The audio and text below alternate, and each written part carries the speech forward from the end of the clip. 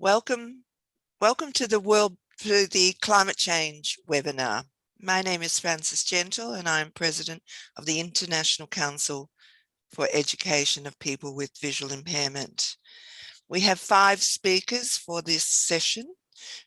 Linda Uwan, who is Project Manager for the Kiribati School and Centre for Children with Special Needs. Mary Keogh, Advocacy Director, CBM Global. Yolanda Munoz, co-investigator, Disability Inclusive Climate Action Research Program, McGill University. Hannah Lorriman, Head of Policy, International Development, Inclusion and Equity at Sightsavers. And Jose Miguel Tudela, Director, Organization and Sustainability, Energas. Now, for those of you who cannot see me, I am a woman over 60, heading to the other end of 60. I have brown hair and I wear glasses and pale skin, and I have a striped jacket. Please use the chat function if you have any questions, and if possible, include the name of the speaker so that we will know who to direct your question to. All right, I invite our speakers to turn off their videos now, and we will go to our introduction with Linda Uwan. And Linda is along the shoreline of the Pacific Island country of Kiribati. During her presentation, you will hear a male voice, and that is the president of Kiribati. So over to Linda. Thank you.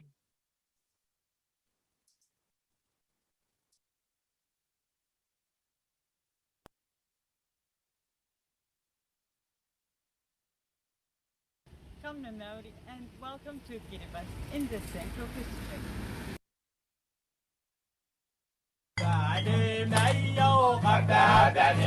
Where is Kiribati? Well, here we are in the very center of the Pacific Ocean. As you can see, we are surrounded by the sea, and our islands are very small and narrow, only 2 or 3 meters above the high tide mark. This is making big problems for us. Problems caused by sea level rise and climate change. Once our lagoons were protected from rough seas, but now the winds come from another direction.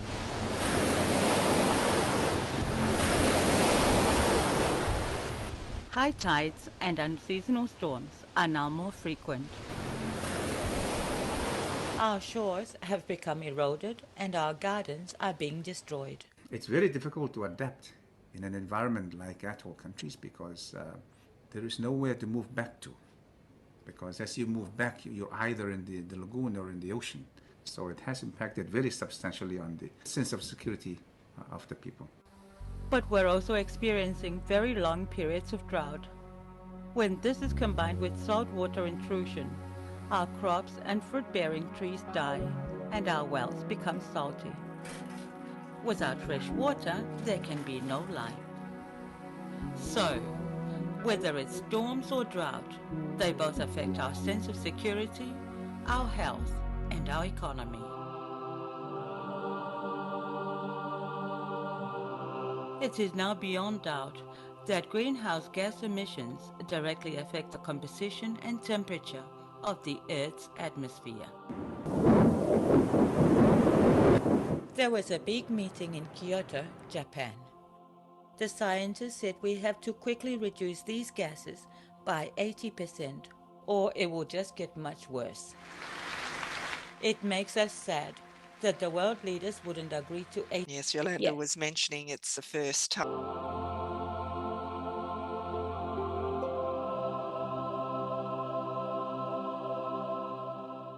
So, what can our small country do? Yes, we can plant mangroves to try and protect our shorelines. We can also build stronger and more effective seawalls. But how long will they last? The sea is of course much stronger than anything man can build. The sea level rise, this is a product of the work of man. We at the other end of the scale are in fact paying the ultimate price for that. And the question is, what is What should the international community do? How should they respond, particularly those countries which have benefited and which continue to benefit, which continue to pollute? How should they respond to what they have caused? Kiribati is our home. It's where we have lived for many generations. But what is the future for our children?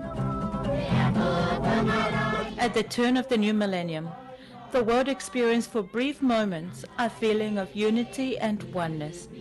Despite our national and cultural differences, we are all the children of Mother Earth, the flowers of one garden.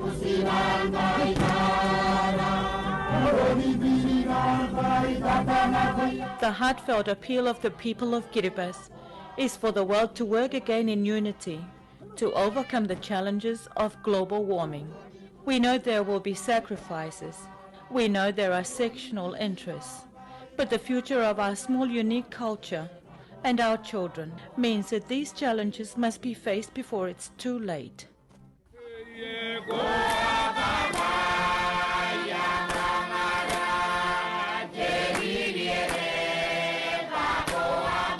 We started this project with a feeling of great hope that the world would at last begin to listen.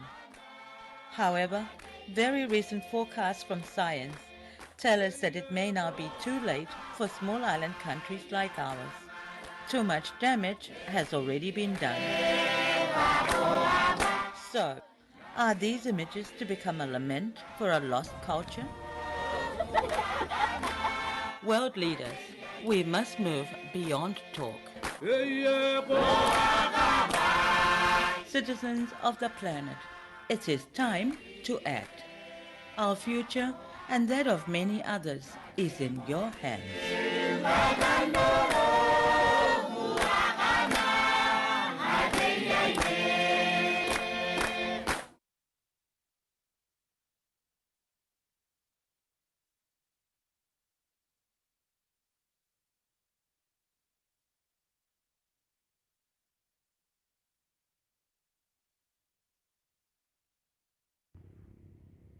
The film you've just seen in the clip before was filmed in 2006. It was filmed from the seawall on our property. Our house, because it stuck out on the seawall, was exposed to the elements. And of course, the strong waves were hitting up the seawall and going straight into the houses. Unfortunately, two of our children with disabilities were affected, and they were really scared about what was happening. There was water all over the house, and before we had to do anything, we had to pick them up, took them in the car, and take them to my brother's house, along with all the other people in the house, so that they can be safe while we try and protect the property. That was in the early hours of the morning. So it was not something that you'd like to have happen. One of the things that got us thinking was, while we are able to see what's happening, those who are blind are more at risk of getting hurt or harmed because they can't see. It's also not something that they can contemplate, because everything, all the surfaces that they're used to, that's all changed. There's water puddles everywhere. So it was a really concerted effort for the people around them to make sure they are safe.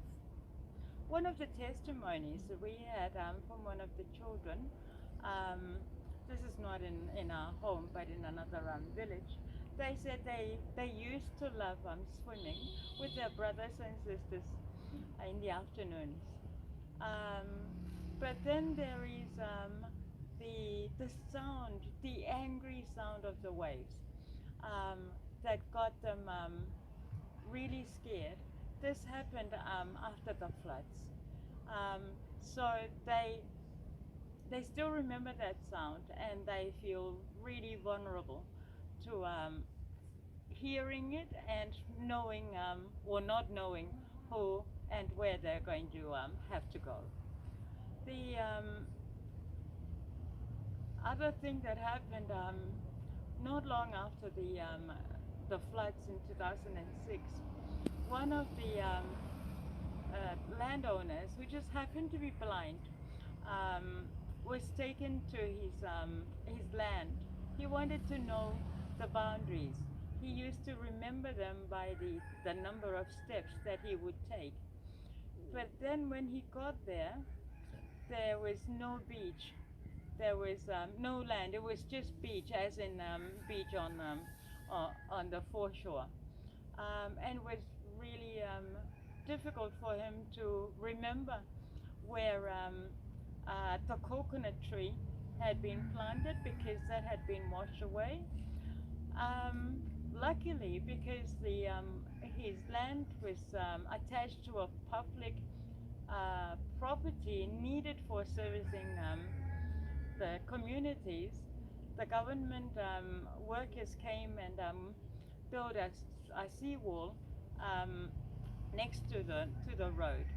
Now that seawall has been growing because of the sand has been collecting there, and so he actually has land again to be able to call his own, which is it's lucky. But when you can't even determine where your land boundaries are, that is a concern. Because if you have children, um, their inheritance would be gone, and that is just not right. The other thing that we need to look at and even put some great thoughts into is a concerted effort to create policies to safeguard people with disabilities. Firstly, emergency services, but then um, the other things that also need to be looked into, such as their inheritance. It's a right, and if it's being washed away by the sea, what's going to happen? Then the public roads, how are these going to be maintained? So people who have vision impairments are able to remember the the roads as they know them. It's just a very big concerted effort to make sure that our society and Kiribati as a whole, as you know, we will be the first of the first to experience the severe impact of climate change. They say it's going to start taking place in 2050. We don't know. What we know is that we need to start to build these safeguards to ensure a society that is inclusive of all, including people with disabilities. Thank you, and thank you again. Kamdap.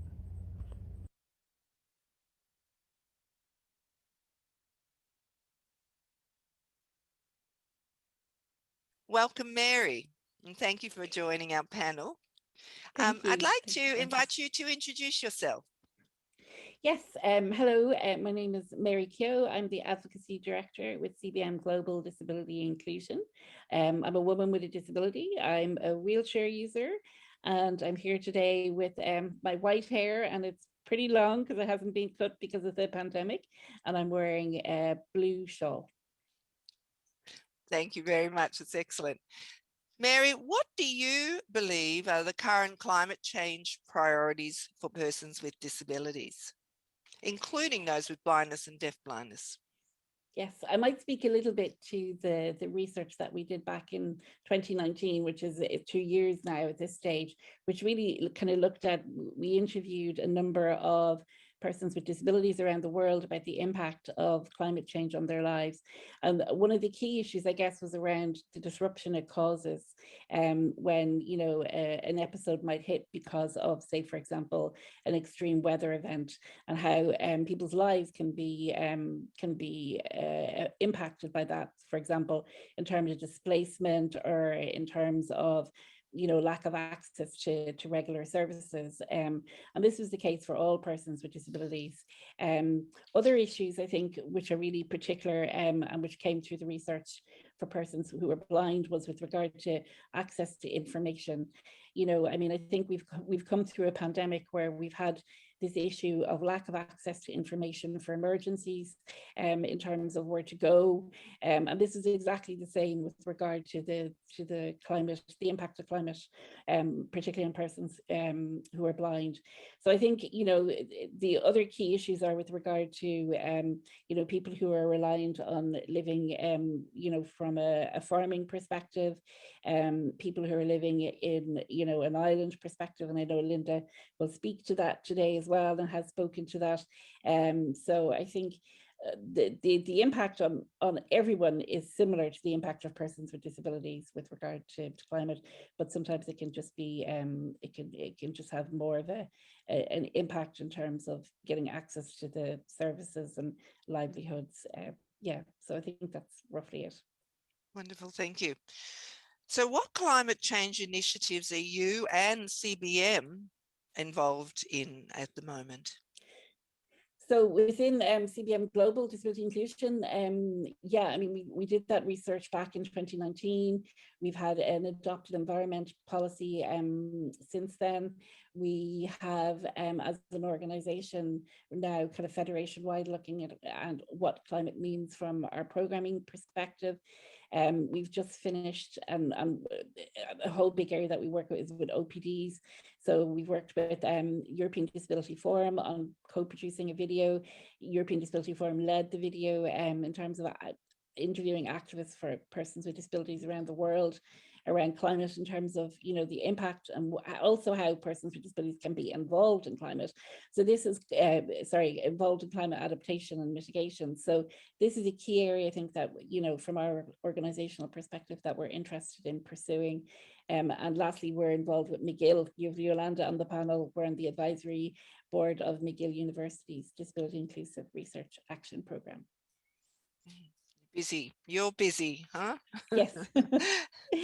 Yeah. Well, I mean, COP is coming this year as well, which is the conference happening in the UK. So that's an area which, you know, making sure to get a disability inclusive lens there is really important, yeah, for us as well.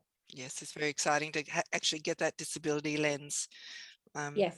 Yes, Yolanda was mentioning it's the first time to have that voice, which is wonderful. Exactly, which is very positive. Yes. So if we consider climate change through the lens of human rights, what do you believe are our responsibilities as promoters of disability rights?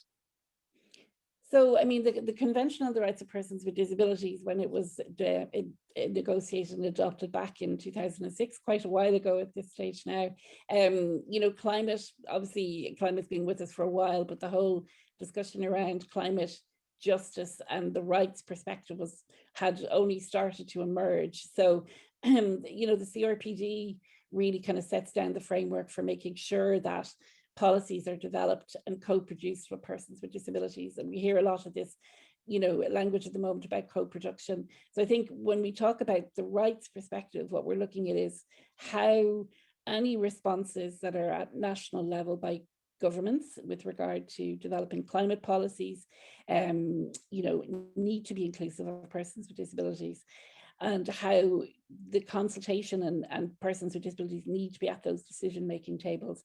I mean, climate is impacting every country, some more than others. And within that space, it's really about the human rights lens, making sure that the impact of climate change on persons with disabilities is acknowledged and is addressed within mainstream programs that governments may take, but also that specific enabling piece happens where OPDs and persons with disabilities are able to be involved in the climate discussions and also be part of the solutions for change. I mean, the human rights side is that ultimately, we hear that those who contribute the least are those impacted most with regard to climate. And I think, the human rights perspective is for all persons, including persons with disabilities, who are, generally living excluded or on the margins, are most impacted by climate change, and particularly those living in poverty. And I think this is, when we talk about human rights, these are the issues that we need to address when it comes to all persons with disabilities. Has CBM had any specific, when you conducted your research, did you go into any particular countries, as focus areas? We looked across a wide range. We had, because we put out a general call, because at this stage back in 2019, it was kind of, climate was something that was emerging within kind of the disability movement. I mean, you had the Pacific Disability Forum and different organizations, because they're at the brunt of it, experiencing it. But the wider kind of movement piece is kind of looking at where that sits in the SDG and Agenda 2030 discussions. So we put out a broad call, and yes, we had from different parts of the world. We had disability actors from Guatemala. We had coming from a range of different countries that were quite representative. And then the universal issues that were impacting everybody in terms of access to information, the disruption in their lives, the increase in, I think we had an example from one activist from Kenya talking about how the cost of food has increased, in terms of getting access to particular food products. So, and that's as a result of climate change. So I think the issue is it'll be different in different contexts for persons with disabilities, but there's universal truths across how climate impacts persons with disabilities also. Yeah, absolutely. All right. Well, thank you, Mary. Are there my questions? I don't know if you wish to add anything else before we move on to the next I mean, speaker. just to encourage, all kind of delegates at this conference to kind of check out what your country and how it's doing around disability inclusion. And that's, you can easily look at that by, looking at the climate plans, if they're available in accessible formats, obviously, as well. That's obviously a key issue. And that's maybe a starting point, is to look and see, is my country's climate action plan or policy in an accessible format for all persons with disabilities, including people who are blind, to be able to access, to see actually what their country is doing. And I think that's a key starting point for everybody to do. It's an excellent idea. All right. Well, thank you very much, Mary. Thank you, Francis. Thank you. Thank you.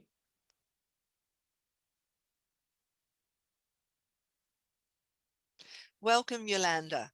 I'd like to start by inviting you to introduce yourself. Yeah, thank you very much.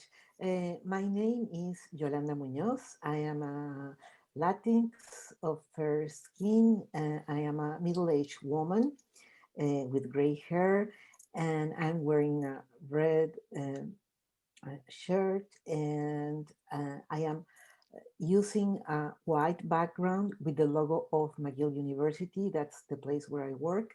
I am currently based in Kalinkahaque, Montreal. And well, thank you very much for having me. Thank you. So Yolanda, what do you believe are the current climate change priorities for persons with disabilities, including those with blindness and deafblindness? Well, there are many priorities, so it's very difficult to put them in order. But let's start by saying that for me, the first one is to get involved and learn about the subject, because indifference and lack of information will never allow us to promote concrete changes in our communities. We need to influence our policies and programs and to reduce waste and carbon emissions that are accelerating climate change.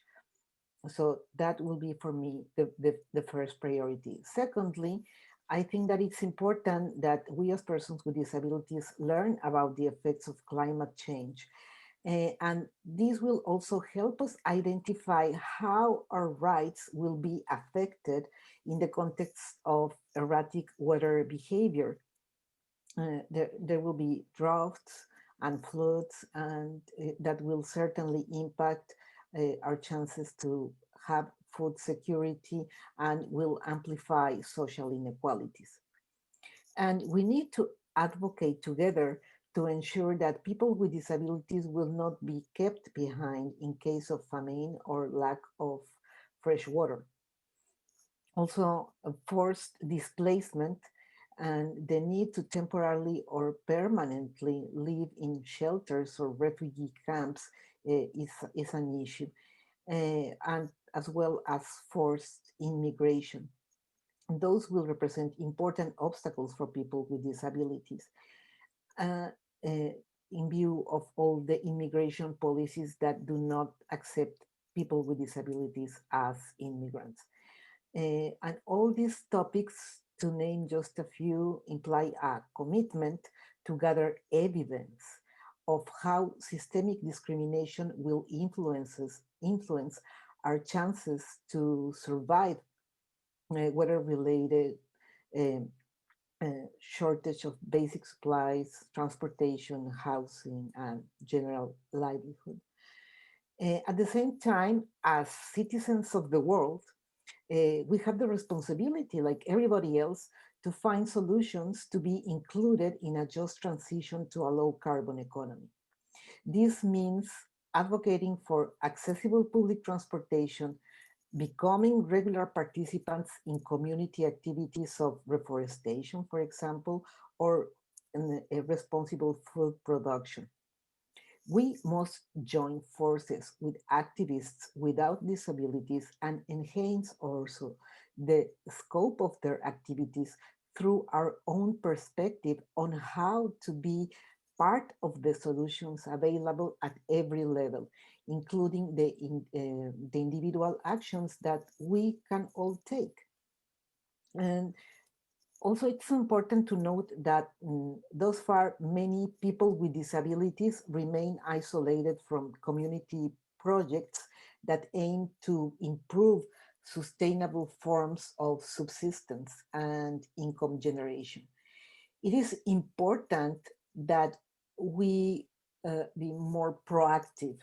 Uh, we don't have to wait to be invited. We have to approach them and let people working in to improve uh, our chances to survive, and let them know that our opinion matters and that we are ready to learn and teach them as well how some solutions can be better if they include people with disabilities. Regarding specifically blind people, there are important blind leaders that are playing a key role in the promotion of this topic, particularly in the Pacific Disability Forum. Mr. Stareki Makanawai is one of them. However, it is key to urge climate activists and decision-making users to produce accessible materials that are easy to understand, because sometimes the terms that they use might seem too difficult to understand for those who are not familiar with the jargon of climate justice.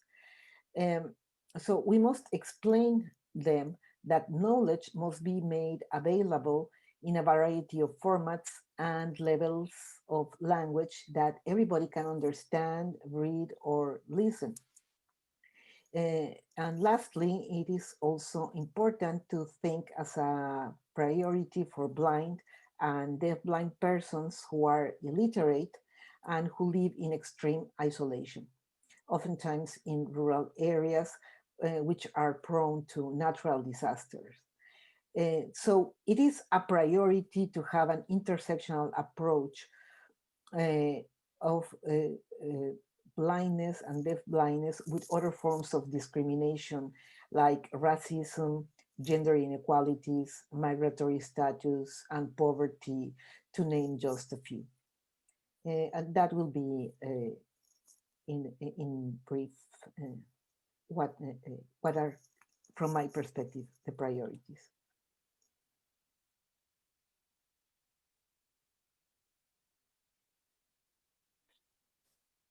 What is the current situation regarding inclusion of persons with disabilities in climate change initiatives of the United Nations?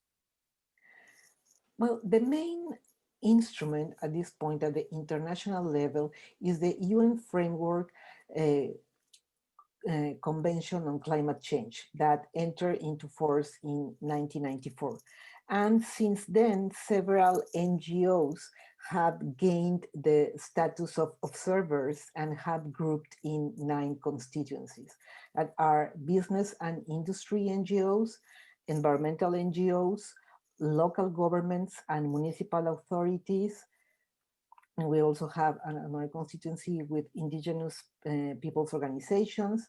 There's another one on research and independent NGOs, trade union NGOs, women and gender, youth NGOs, and farmers. But there is not a constituency on disability. And currently it is not possible to create new constituencies in view of the large number of civil society organizations. Thus, a new disability caucus was proposed, and in the next conference of the states parties, or as it is called COP 26, that will take place in Glasgow in November 2021, depending on the situation of the pandemic. For the first time, there will be organizations of persons with disabilities that will attend the meeting, be it in person or virtually. Let's see how things evolve with the pandemic, but at least we have secured a first approach to be included in the dialogue. And it will take a lot of time and a lot of effort and a lot of advocacy to mainstream disability as a key topic in the agenda of climate justice. And one of the main challenges is to gather evidence of the impact of climate change in the lives of people with disabilities. This is very important.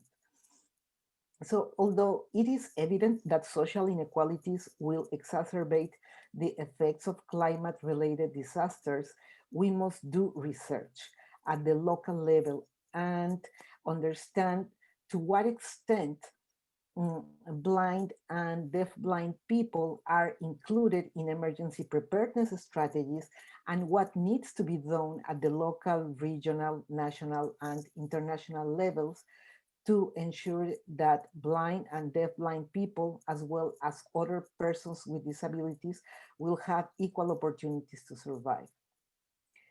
We also must urge our governments to meet the goals established in the Paris Agreement that was issued in 2015 and that mentions people with disabilities in its preamble as one of the populations at risk as a result of global warming.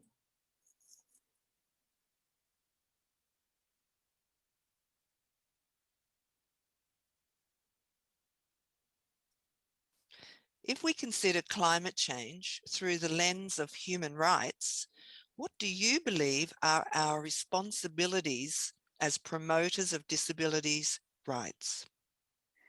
Well, as persons with disabilities, we must use, first of all, our main tool of advocacy, that is the UN Convention on the Rights of People with Disabilities, to ensure first that our governments will honor their obligations under Article 11 regarding our right to be included in emergency preparedness and humanitarian actions. It is our duty not to remain indifferent. Sometimes it can be overwhelming to learn about a new topic, but I am convinced that it is exciting as well to explore new ways of adapting and moving forward, understand new venues to promote our rights and to meet the demands of the changing times.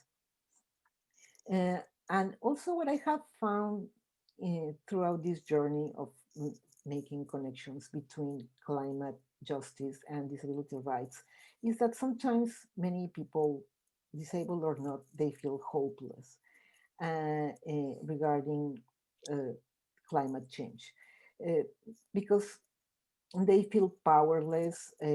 But honestly, we cannot afford to remain in that state of mind when we need urgent action to face the crisis that has already started to ravage regions with plagues, droughts, and floods, sometimes forcing entire villages to relocate. This task might seem daunting, but I believe that us as persons with disabilities, we are resourceful, we are resilient, and creative because we have to make many adaptations to survive in our everyday lives. Uh, and I think that we have a lot to give to everyone else in the movement. So we must defend our right to live in a healthy environment, to have access to drinking water and food, to have a decent job, to study and lead an independent life.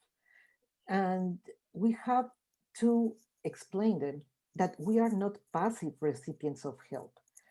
And we must confront those who believe that we are a burden to the society and prove them that they are wrong. And to summarize, we have the responsibility of developing solid advocacy strategies to ensure the participation of people with disabilities in decision making processes and work with local organizations to learn more about the actions that need to be taken to cope with the challenging times ahead. Our responsibility is to educate ourselves on the impact of climate change in the life of persons with disabilities, and at the same time, to educate authorities and climate activists um, on what is ableism, why it is important to put an end to discrimination against people with disabilities. And because if they don't do this, they will never be coherent with their ideals of social justice. In my opinion, we have to act together and we have to act now. That is my take on the situation. Thank you, Yolanda, for sharing your.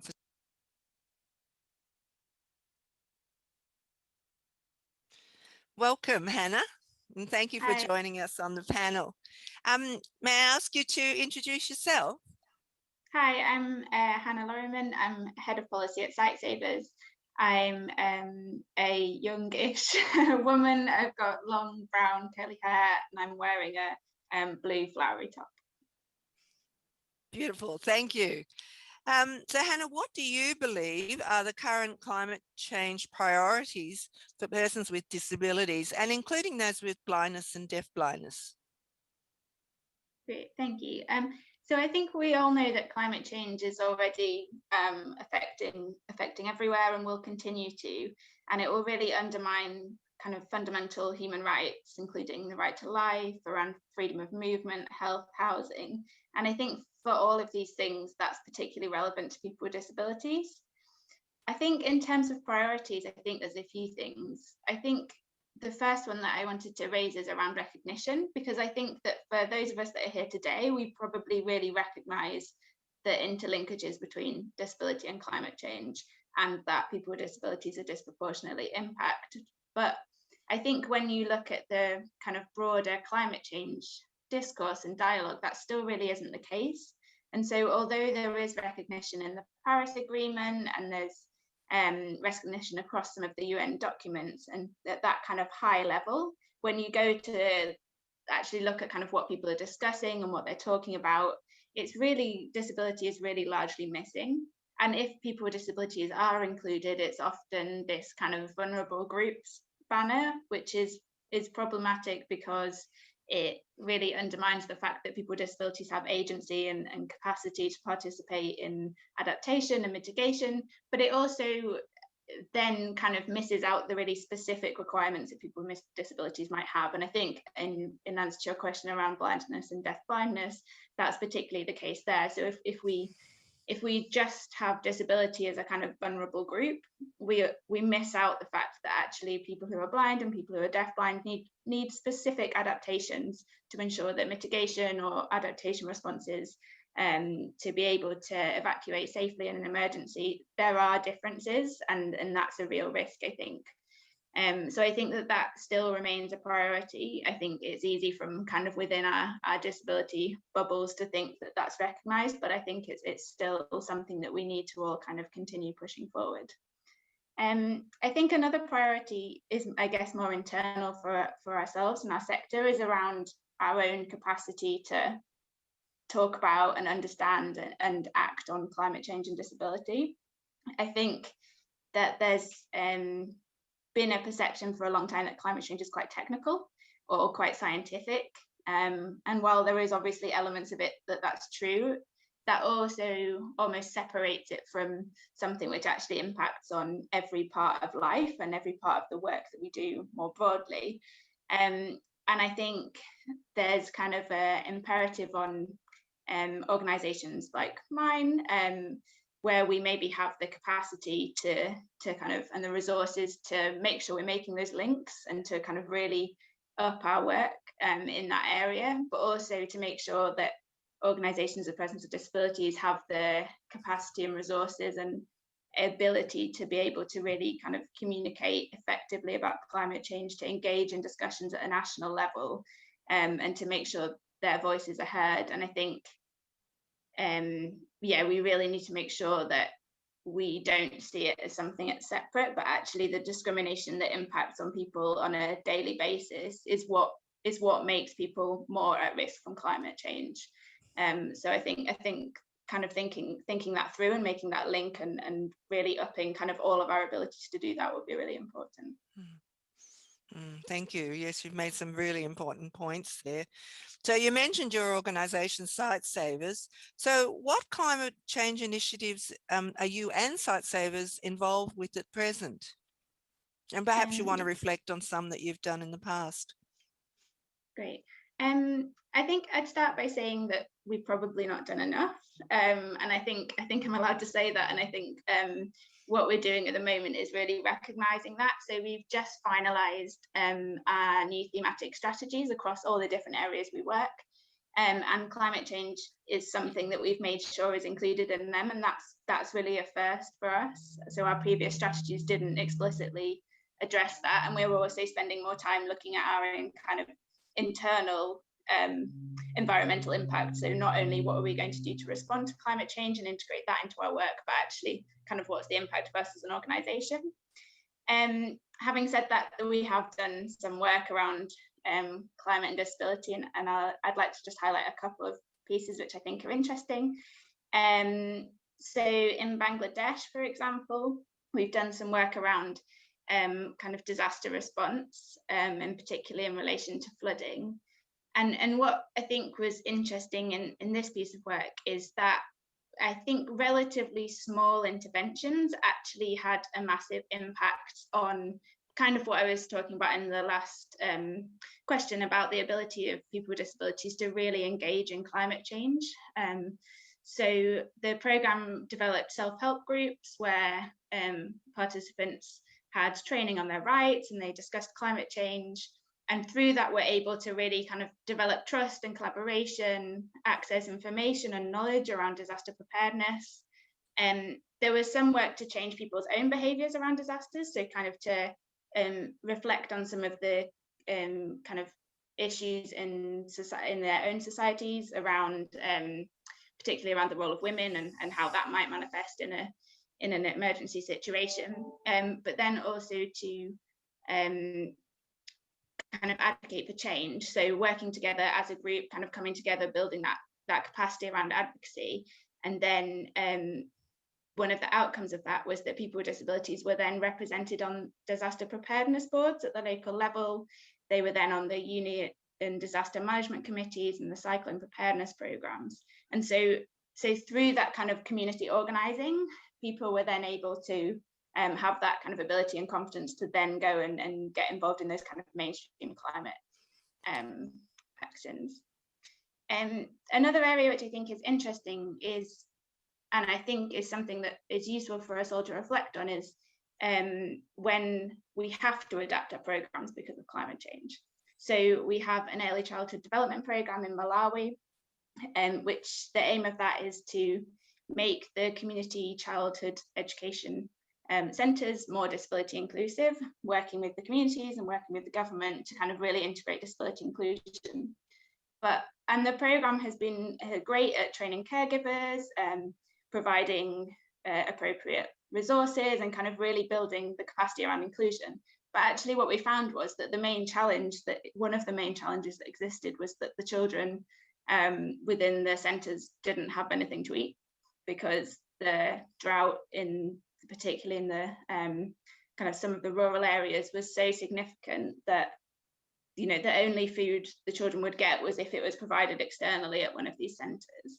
And so we've integrated into that programme a livelihoods component, which is not, you know, it's not necessarily particularly focused around disability, but actually it enables the communities to grow maize for the porridge. It enables them to have livelihoods, which then enables the inclusion within the community childhood centres. So I think that's something as well to think through, is kind of what does that mean for our programmes. The final thing is just to highlight some of the advocacy work, I guess, that we're doing. And I think others have talked about the COP26 summit, and the UK is hosting that. So Site Services is based in the UK, and so we've been doing some work around trying to influence the UK government to really make sure that their presidency of the climate change conference is as disability inclusive as possible, and that they are making sure that they're raising disability in forums, that they're really making sure that the commitments that are made at the summit include disability, that they're representative, and that they are also really supportive of the development of a disability constituency within the UN system. So yeah, both sides, kind of the programmatic impact, and then also trying to build it into our advocacy and influencing work. Boy. All right, you've been very busy.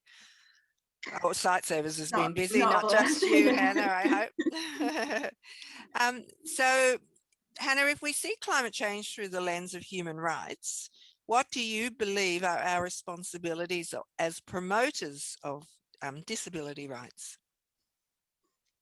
Yeah, I think it is really important that we do see climate change through that lens. And I think the Paris Agreement does that. It sets out kind of an international framework for climate governance, but it also does make really clear that link between climate change and human rights, so that states' human rights obligations are impacted by climate change, and that in response to climate change, they mustn't violate them. So I think there is that kind of global framework, which is really helpful. I think one thing is around, as well as it's really helpful to think of climate change around climate justice. And so I think the climate justice movement has kind of gained quite a lot of traction in recent years. That I think there is some recognition of disability within that, but it's probably not as significant as it should be. But by doing that, we kind of really acknowledge that climate change isn't going to be equally distributed. And I think that's a really helpful starting point. In terms of what it kind of makes our responsibilities, I think there's a few things. I think it really hones in on the issue of discrimination and elimination of discrimination, because it is the discrimination of people with disabilities in society, in systems, kind of from education, from healthcare, that also then means that they are at higher risk from climate change. So if you can't access education, it's much harder to then access jobs which require different skills, because the economy is changing. So I think it helps us see it all as interlinked. I think it places a really strong responsibility on us to make sure that we're taking into account intersectionality. So recognizing that people with disabilities aren't a homogenous group, that they face really complex different experiences, and forms of discrimination depending on different power dynamics, different identities, and that we have to understand the impact of climate change through that lens. So taking into account different forms of discrimination. So in the Bangladesh program that I was talking about earlier, there was significant issues around the intersection between gender and disability, because, for example, during a flood, it wasn't acceptable for a woman with disabilities to be carried out to be rescued. However, that was acceptable for a man with disabilities. And so actually understanding those dynamics, and I think framing it in a rights perspective really helps that. I think the other thing that making sure that we frame it through a human rights perspective gives us a really good imperative to make sure that we're kind of propositional and at the front of changes to ensure that they mainstream disability rights from the beginning. So for some countries, they've obviously done a lot already. They've had to do a lot already to kind of put in place policies around climate change, but others, it's much slower and it's coming now. And so I think we have to make sure that whether it's different economic responses or whether it's kind of climate change policies, whether it's discussion around the creation of new green jobs, that we're putting disability rights at the forefront of those discussions as they happen, rather than kind of coming to it too late and having to kind of argue for our voices and different perspectives to be heard. So I think it makes sure that we're taking it from that perspective, and I think that's really critical as we kind of gain traction and move forward, and also realize the more significant impacts. Thank you, Hannah. That was really interesting, and you've put forward a lot of very interesting points. Do you want to say anything else before we move on to our final speaker for this session? I guess the only other thing that I would potentially add is I think that sometimes I think it can seem a little bit overwhelming, and I think this comes back to my point at the beginning around us needing as a kind of constituency to build our capacity and voice around climate change. But I think even when you asked me to do this, I was like, oh no, I don't know about that. I'm not an expert. And I think that's the tendency that we all have, is to kind of step back and wait and say, oh, like a climate change expert will come in here. But I think the issue is that is not really enough. And that actually, if we break down lots of the issues around climate change, they are things that as a sector and as a constituency and as individual organizations of persons with disabilities do have experience in. And I think we can learn from the experience of the COVID pandemic as well, and the lack of accessible responses that have happened then, and what we know should have happened. I think that's really relevant in terms of kind of adaptation and making sure that systems can respond to in crisis situations. So I think, yeah, taking a step back and thinking kind of what can we do with our individual experiences, our organizational experiences, and how can we break down the different elements, rather than just thinking of climate change as this kind of huge thing, which it is. But I think if we break it down and kind of take it step by step, it makes it much more straightforward. I think that's an excellent take-home message for our people who have joined us for this webinar. So thank you very much, Hannah. That was very, very interesting.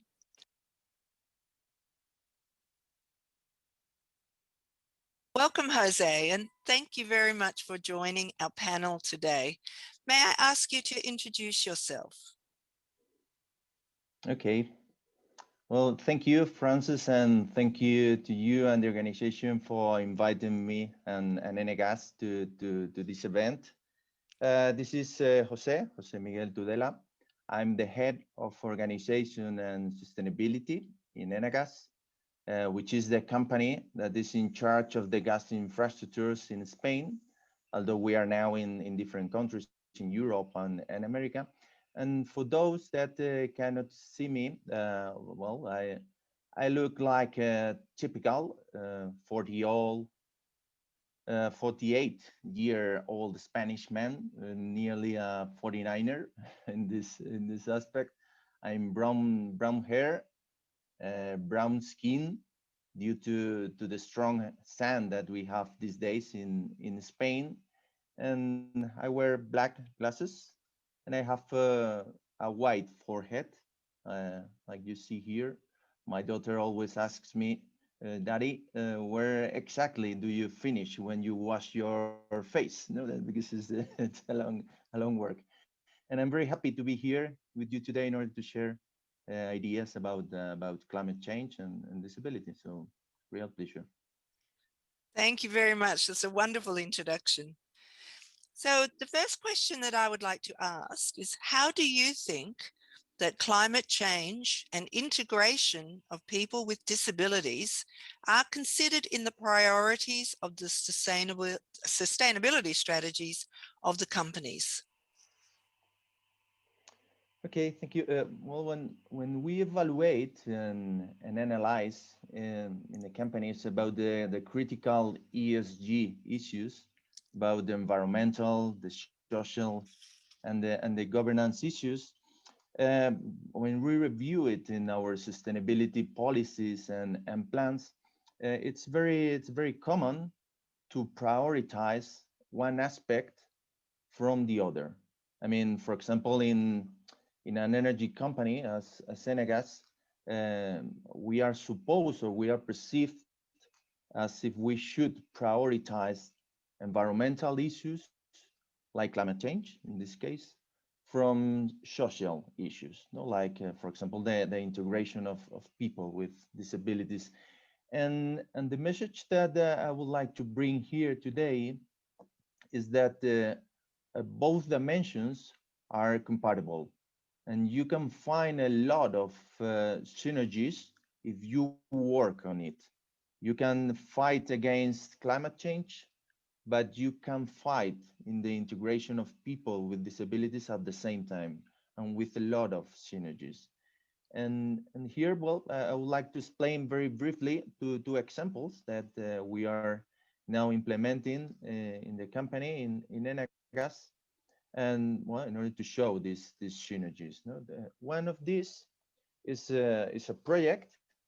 It's a startup that we have implemented in a joint venture with Once social group and Ilunion, which name is Llevo. And this is a logistic company that is focused in the last mile transportation. This is the companies that bring you the packages to your house when you buy internet, for example. And this company has two special characteristics. No? One is that all the vehicles that we use are they use alternative energies. So these vehicles, they are based today in natural gas, and they are evolving to biogas and electricity and hydrogen. So this company avoided the last year the emissions of around 300 tons of carbon dioxide to the atmosphere. And this is important, but it's important that the other characteristic that this company had, that is that at the same time, uh, most of the employees of this company are people with disabilities. So there are more than 400 employees. That, well, it's around 1/3 of the dimension that we have in EGAS. So it's important. So this is a project which has a huge environmental and social impact at the same time. So I think that this is an example of sustainable, social, and an inclusive economy. No? So we have other example, for example, with these synergies, that is a project that we are implementing in Extremadura, that is a reforestation project, where in this project, we in our decarbonization strategy, I mean, we reduce our carbon dioxide emissions in our facilities until that the technical limit make that it's not possible an additional reduction. So in this point, we offset the amount of emission that is not possible to abate. And this offsetting is done by projects like reforestation, project that we are implementing now. And in order to that, we have an agreement with for the following 50 years in order to work in this reforestation for a huge area around it's 90,000 square meters, and where the company is promoting the local work and the work with people with disabilities. So at the same time, we are working the environmental and the social part. So these are only two examples of as we work in the synergies about working on climate change, but at the same time involving people with disabilities in this fight. So this is a message that we would like to bring today. Wonderful. Thank you. They're very strong, positive initiatives and in the long term. So that is excellent. Yeah. My second question is, what do you believe are the current climate change priorities for persons with disabilities, and including those with blindness and deaf blindness? Mhm. Okay, so related to this, well, I would like to consider a double perspective. No? On one hand, the perspective of the people, of the persons with disability, and in the other hand, I would like to consider the perspective of the companies, as our company or the associations that are working with them. No? And for me, these priorities are three facts that are very important, no? That I want to highlight. The first one is the awareness about the climate change. The second one is the involvement in this issue, and the third one is the preparedness, how we prepare and minimize the risk. No? So related to the first point about the awareness, it's about the importance and the relevance of climate change. I think that it's important to know, and mainly for the people with disabilities, to understand how this issue can impact in their health and in their daily life, you know, because it's important for a daily activity, you know. And here it's important for the people to understand, but it's important for the companies and the associations um, to have the role of informing all the people about this relevance and the cultural role of disseminating this importance between all these people. No? And the second point, that is the involvement. The involvement is in order to minimize the impact that the people have in climate change. You know? So, well, I think that, well, the best way of disseminating the awareness is the involvement. No? It's a very good way of generating awareness.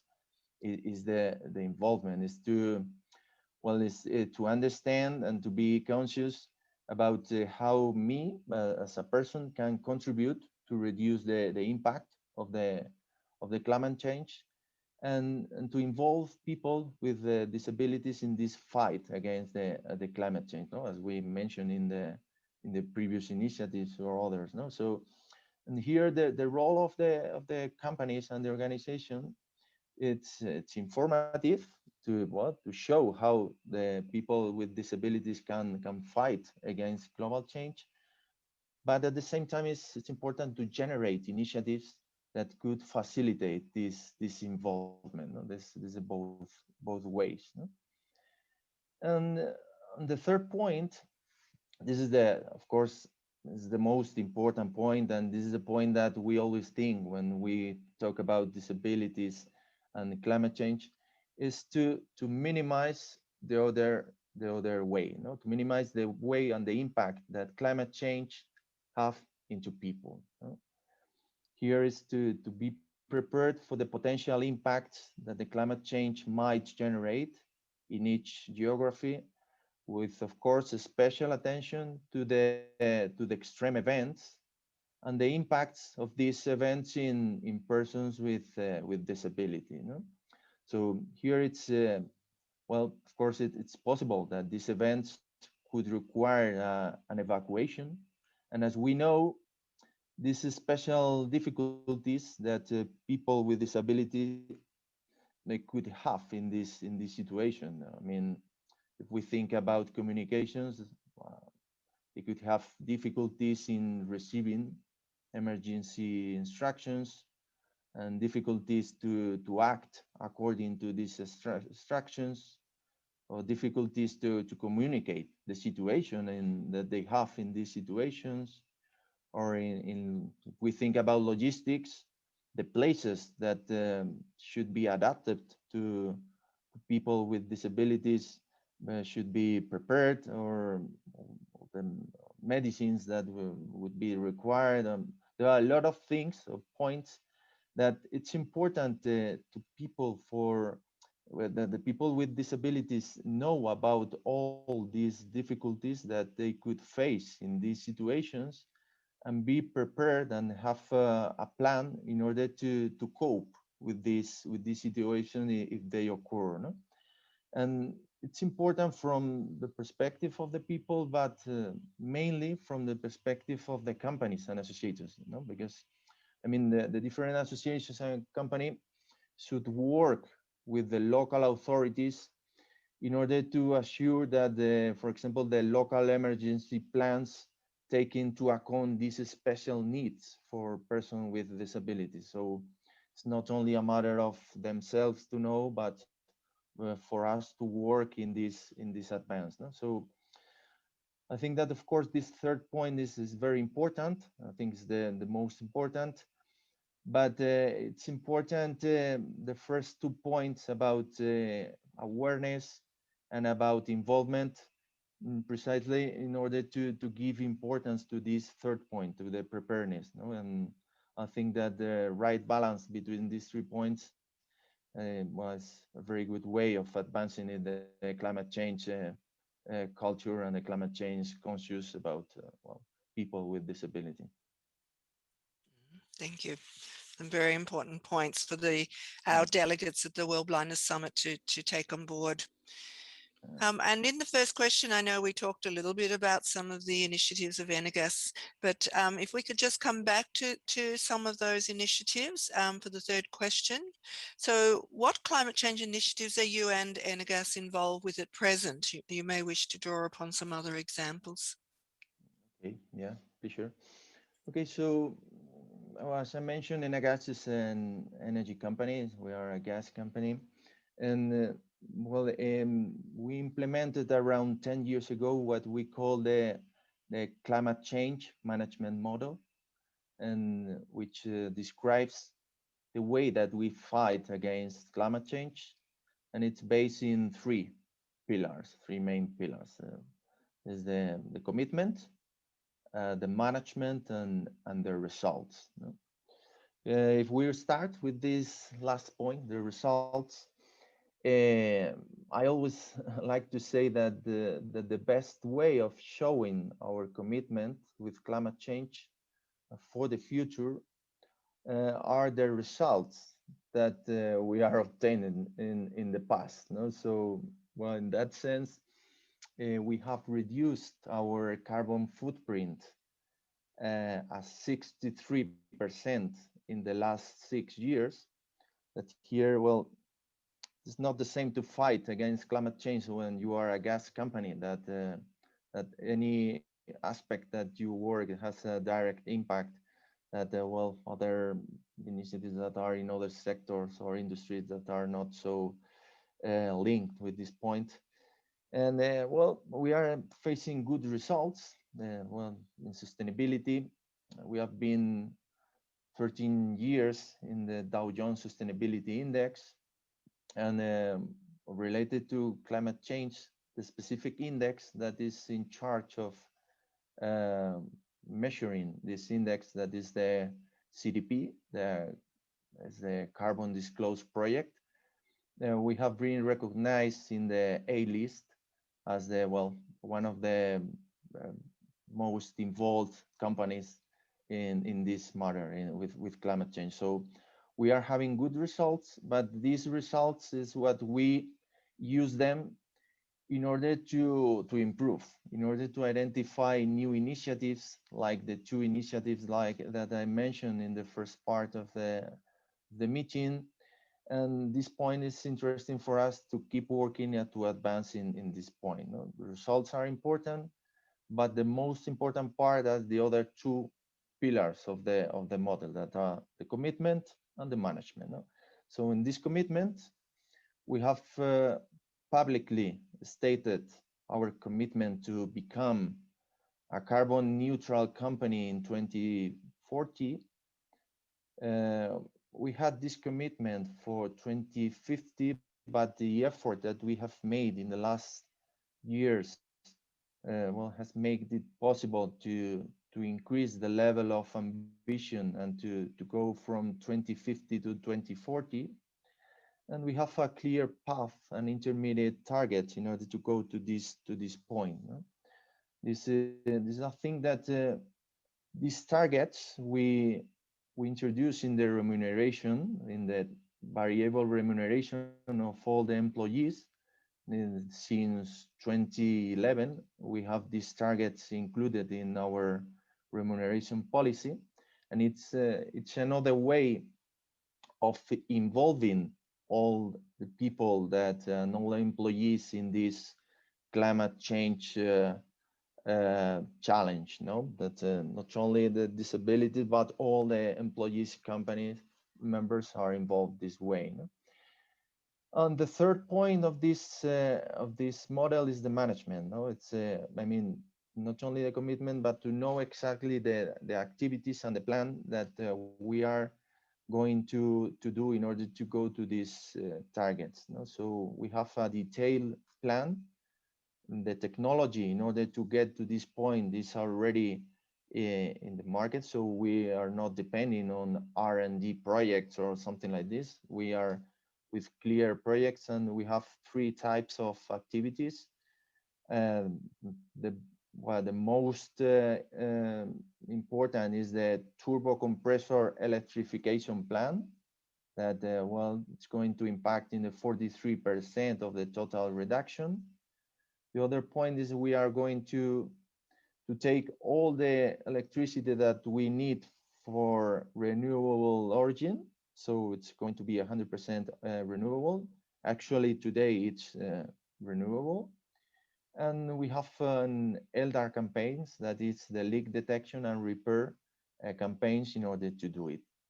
So to do this plan and to do it in parallel and with synergies and coordinated with the social part that I mentioned in the beginning, I think this is one of the big challenges that we have with this point. No? In addition to this, we are developing new renewable gases as hydrogen and biomethane, that both are carbon neutral, and is the way that we are using in order to diversify and to go to this target that we have in 2040. So this is the challenge, and this is the approach that we have for the following years. Jose, unfortunately, we'll have to call it finish here. Thank you so very much, and thank you for representing Enegas, because it's a very impressive model, and it's a wonderful place to end our panel with the showcasing of your results and that commitment going forward. Thank you very much, and wishing you a lovely rest of your day. Thank you. Okay, thank you, Francis. It's been a pleasure. Thank you. Thank you to our 5 speakers. I would like to invite our speakers to now come on screen, and we have a few questions. We are getting to the end of our time. Before we start, I would like to mention that Jean Parker sent a message through chat to say that persons with disabilities excel at adaptability and resilience. Not including us deletes our contribution and experience from advanced strategic planning and policy implementation. Hannah, if I might ask you, I know you were involved in COSP 14 the Conference of State Parties to the UN CRPD, which was held earlier this month. Were there any standouts from COP14 that you believe are important when considering climate change and climate justice for persons with disabilities? Thanks, Francis. So I think there was a few sessions around climate and disability at COSP, which I think, and it certainly felt like it was a bit more prominent than it potentially has been in previous years. And I think there was quite a strong commitment from the UK to support the development of the constituency on disability, which Yolanda mentioned earlier. So that's really positive. But I think something that Mary touched on earlier is that the CRPD can be a mechanism for ensuring that climate change is inclusive of persons with disabilities. And I don't yet think that we're potentially seeing that through the main dialogue at COSP. So the points at which states come and kind of give their statements and the kind of main forum for discussion, I don't think that we're yet really seeing that connection being made significantly, apart from perhaps a couple of countries. So I think there's real potential that COSP, as the kind of forum where countries are talking about their implementation of the CRPD, and where civil society get the opportunity to speak and be in that kind of dialogue, to make sure that in the next COSP next June, especially as we may have some more face-to-face interaction with kind of delegations, that we're raising those issues and making sure it becomes part of that kind of dialogue of reporting back on implementation of the convention.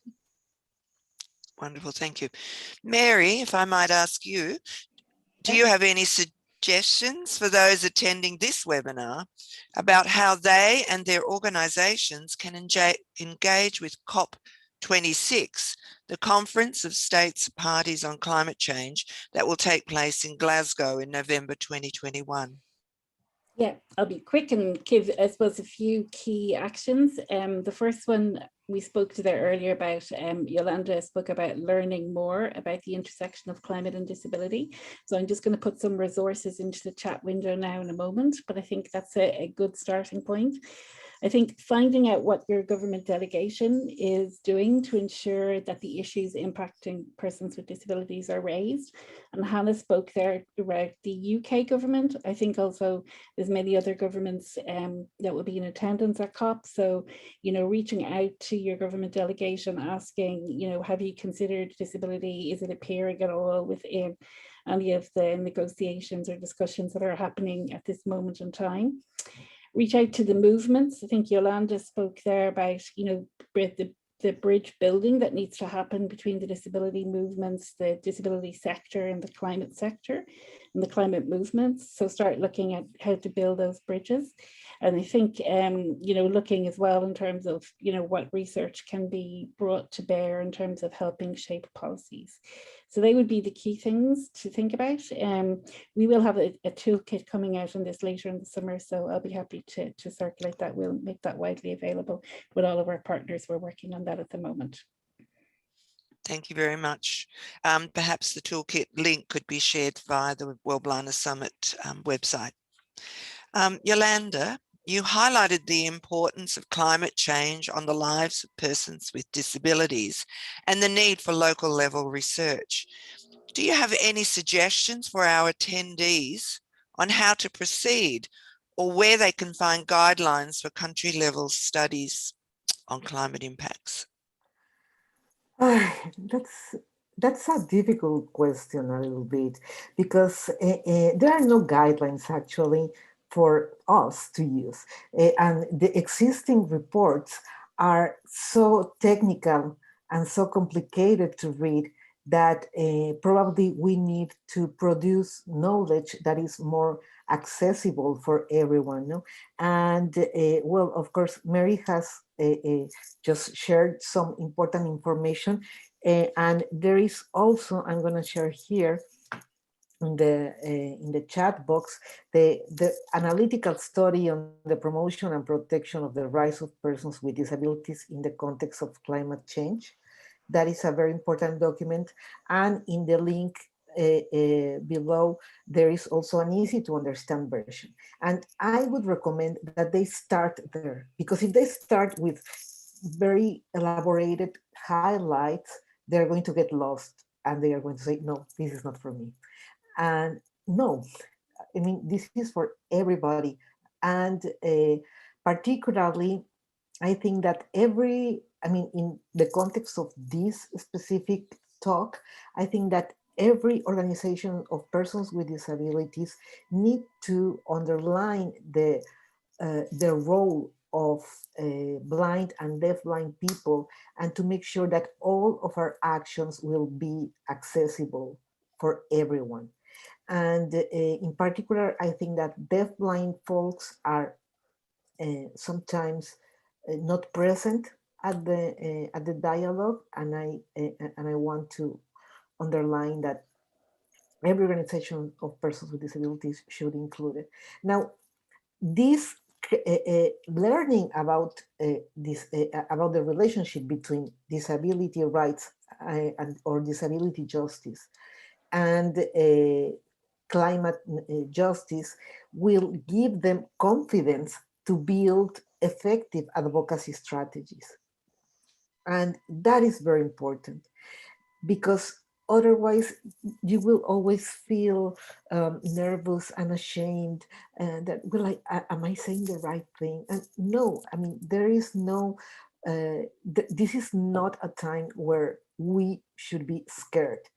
I mean, we should be scared of the climate change, not of the activists. So we have to shift our worries to learning about about this thing, to make to develop our confidence and say, yes, I can talk about this, no, and I must talk about this, and I have to learn also what are the existing policies in my community, and use very simple methodologies like participatory action research that involves getting together and discuss what are the priorities for people, how they are experiencing climate change, drought, food security, etc., and translate those into concrete strategies to see what is happening at the local level. Is there actually a policy at the local level to tackle climate change? Because probably there's nothing. So there's a lot of work ahead, but I really encourage you to do that fearlessly and with enthusiasm. And yeah, that would be my my suggestion in a very quick way, because there are so many things to do. Thank you. Yes, we're getting close to the end of our webinar time too, which is a shame. We began our webinar with Linda's presentation on the current and future impacts of climate change on the small Pacific Island country of Kiribati. And we concluded with Jose's presentation on the climate change initiatives of Energas, a gas company based in Spain and working in many countries. Jose, considering the great strides of Energas, do you have any suggestions for Linda in Kiribati and other webinar attendees about the types of joint ventures that should be prioritized to reduce the carbon footprint of energy companies? Mm-hmm. Thank you. Well, thank you. Well, as I mentioned before, I think that the joint ventures that should be prioritized are those that join the environmental efforts with the social efforts. As energy companies, we are doing big efforts in order to reduce our carbon footprint. We have a wide portfolio of initiatives. Some of them are very technical, let's say, but there are other initiatives, as I mentioned before, where there is a big room for the collaboration with social associations in order to work in the involvement of people with disabilities in this fight. This is for everybody, as Yolanda mentioned before, so it's important. And at the same time, considering and evaluating the potential impact that all these initiatives that we have in our plans have in human rights, and specifically on people with disability. You know? So it's important to fight against climate change, but it's also important to pay attention on how we do it, you know? Taking care about human rights of the people, focusing on those who can be more affected, you know, like people with disabilities. So this is a thing that we ourselves have to consider in our plan. So the ones to be prioritized, those that join environmental efforts with social efforts, I would say. Thank you. Well, my sincere thanks to our 5 speakers. I encourage you all and your organizations to become active in climate change and climate justice. Mother Earth needs our help, and we are her children. We must all add our voice to mainstream climate change initiatives. Our perspectives matter. Thank you very much to our speakers and to Entre for facilitating this webinar.